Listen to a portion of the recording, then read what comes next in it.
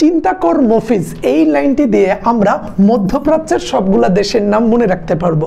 আমরা বিশ্বের মানচিত্র দেখলে কোন দেশ কোথায় অবস্থিত, যেমন এশিয়া কোথায়, ইউরোপ কোথায়, আফ্রিকা কোথায়, আমেরিকা মহাদেশটা কোথায়, কিংবা মধ্যপ্রাচ্য কি, দূরপ্রাচ্য কি, এই জিনিসগুলা ক্লিয়ার হতে হয়, কারণ বিশ্ববিদ্যালয়ের ভর্তি পরীক্ষায় এখান থেকে প্রশ্ন আসে।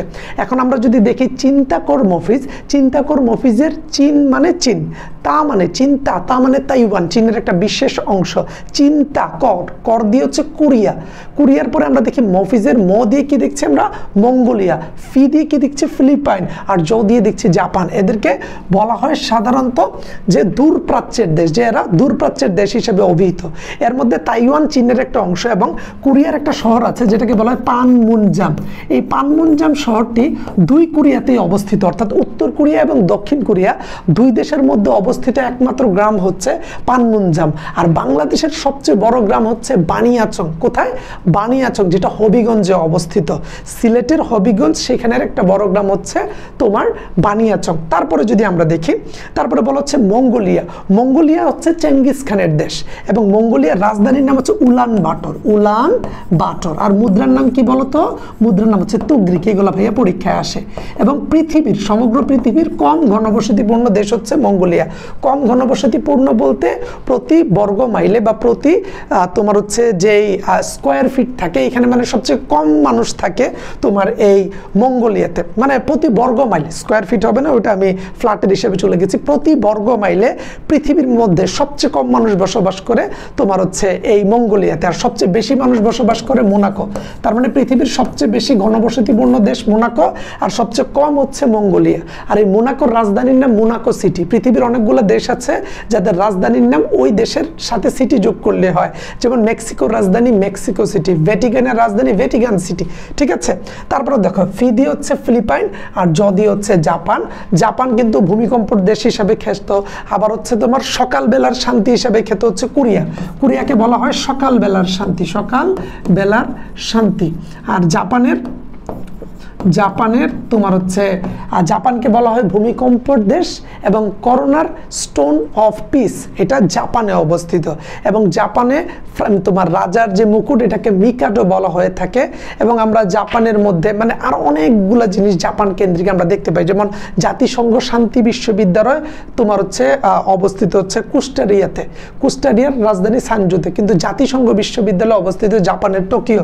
দেখো জাতিসংঘ বিশ্ববিদ্যালয় জাপানের টোকিও, জাতিসংঘ বিশ্ববিদ্যালয় অবস্থিত জাপানের টোকিও। আর কোস্টারিকা একটা দেশ আছে যার রাজধানী সান জোসে। কোস্টারিকাতে অবস্থিত জাতিসংঘ শান্তি বিশ্ববিদ্যালয়।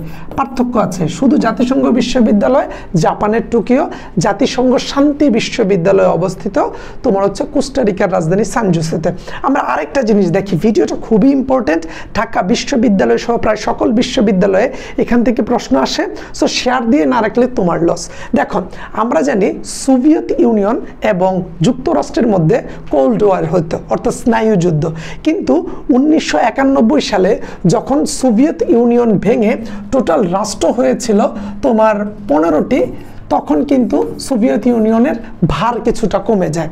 সো এই জিনিসটা একটু মাথায় রাখবা যে সোভিয়েত ইউনিয়ন ভেঙে 15টি রাষ্ট্র হয়েছিল 1991 সালে।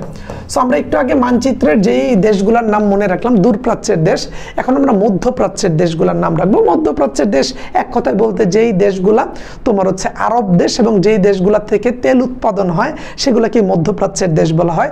এগুলাকে রিডিং পড়লেও তুমি বুঝবা, কিছু আফ্রিকার দেশও আছে। আর আমরা যদি মধ্যপ্রাচ্যের দেশগুলাকে একটু ছন্দের সাহায্যে বলি তাহলে তোমার জন্য আরো সহজ হবে। দেখো সুমিতুই আজ আই বামসিলিকার কুলে ফুল দিলি, কি সুমিতুই আজ আই বামসিলিকার ফুলে কুল দিলি। তো এটা একটু মনে করো যে অনেক সময় আমারই বলতে ঝামেলা হয়, বাট তুমি যখন রেগুলার এটাকে প্র্যাকটিস করবা তোমার জন্য ইজি হয়ে যাবে। সুমিতুই আজ আই বাম সিলিকার কুলে ফুল দিলি, সুমিতুই আজ আই বাম সিলিকার কুলে ফুল দিলি, সুমিতুই আজ আই বাম সিলিকার কুলে ফুল দিলি। দেখো বারবার যখন বলবা ইজি হয়ে যাবে, তখন তোমার জন্য তুমি যখন এটা পরবর্তীতে মনে করবা যে মধ্যপ্রাচ্যের দেশ চিন্তা কর মফিজ, আর হচ্ছে দূরপ্রাচ্যের দেশ। আর মধ্যপ্রাচ্যের দেশ কি?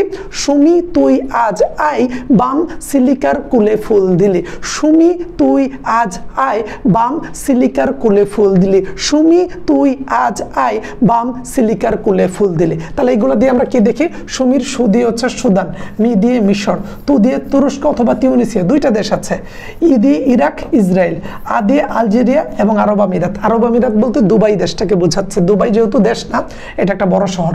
জ দিয়ে জর্ডান, উ দিয়ে ওমান, ই দিয়ে ইরান, ইয়েমেন, বা দিয়ে বাহরাইন, ম দিয়ে মরক্কো, সিলিকার, সি দিয়ে তোমার হচ্ছে সিরিয়া, লি দিয়ে লিবিয়া, কা দিয়ে কাতার, তারপর হচ্ছে কো দিয়ে কুয়েত, লে দিয়ে লেবানন, আর ফু দিয়ে হচ্ছে ফিলিস্তিন। তাহলে দেখো লিবিয়ার অন্যতম বড় একটা সমুদ্র বন্দর কিন্তু বেনগাজি, এটা পরীক্ষায় আসে। সো এইভাবে টেকনিকে যদি পড়তে পারো, ঢাকা বিশ্ববিদ্যালয়ে চান্স পাওয়া বিলিভ মি অনেক সহজ। আর এই সহজ জিনিসটাকে আরো সহজ করতে আমাদের টার্গেট ডিউ ব্যাচ, এই ব্যাচে টেকনিকে, সিস্টেমে, প্রসেসে তোমাকে A to Z শেষ করে ঢাকা ইউনিভার্সিটিতে নিয়ে আসবো। আমাদের কোর্স ফি 4500, এখন ডিসকাউন্টে 2999। এমসিকিউ এবং রিটেনের একটা পারফেক্ট কম্বিনেশন, সাথে থাকছে আমাদের গুছানো লেকচার শিট, প্রশ্ন ব্যাংকের পিডিএফ, বিভিন্ন বই, যেটা তোমার পুরো অ্যাডমিশন জার্নিটাকে একেবারে অর্গানাইজড, একেবারে গুছিয়ে দিবে। এবং এই ব্যাচ সম্পর্কে বিস্তারিত তুমি আমাদের ফেসবুক পেজে জানতে পারবে। একটু SMS দাও যে ভাইয়া বলে দেন, আমাদের ক্লাসগুলো ফেসবুক সিক্রেট গ্রুপে লাইভে হবে, প্রতিটা ক্লাস রেকর্ডেড থাকবে, ক্লাস শেষে লেকচার শিট পিডিএফ আকারে দেওয়া হবে, প্রতিটা ক্লাস শেষে পরীক্ষা নেওয়া হবে, পরীক্ষায় সমস্যা থাকলে সলভ ক্লাস পাবা। সলভ ক্লাস যদি না বুঝো আমার এই নাম্বারে কল দাও, ভাইয়া সলভ ক্লাসটাও বুঝি নেই, এটা আমার পার্সোনাল নাম্বার, এটা হোয়াটসঅ্যাপ নাম্বার, তুমি কল দিয়ে যোগাযোগ করে তোমার বিষয়টা ক্লিয়ার হতে পারবে। এই ব্যাচে ভর্তি হলে পরবর্তীতে রাজশাহী, চট্টগ্রাম, জগন্নাথ, জাহাঙ্গীরনগর, কুমিল্লা, খুলনা, সাস্ট কিংবা গুচ্ছভুক্ত বিশ্ববিদ্যালয়ের মধ্যে বরিশাল, বেগম রোকেয়া, কুষ্টিয়া ইসলামী বিশ্ববিদ্যালয়, ঢাকা সেন্ট্রাল ইউনিভার্সিটি, 7 কলেজ, জাতীয় বিশ্ববিদ্যালয়, আলাদা করে আর কোনো কোর্স করতে হবে না।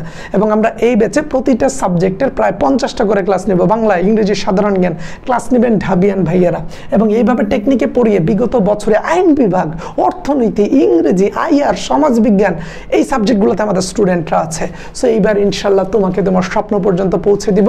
তোমার মধ্যে আত্মবিশ্বাস থাকলে শুরু করো। আমার কেন জানি মনে হয় তুমি ঢাকা ইউনিভার্সিটিতে চান্স পাবে ইনশাল্লাহ তাআলা।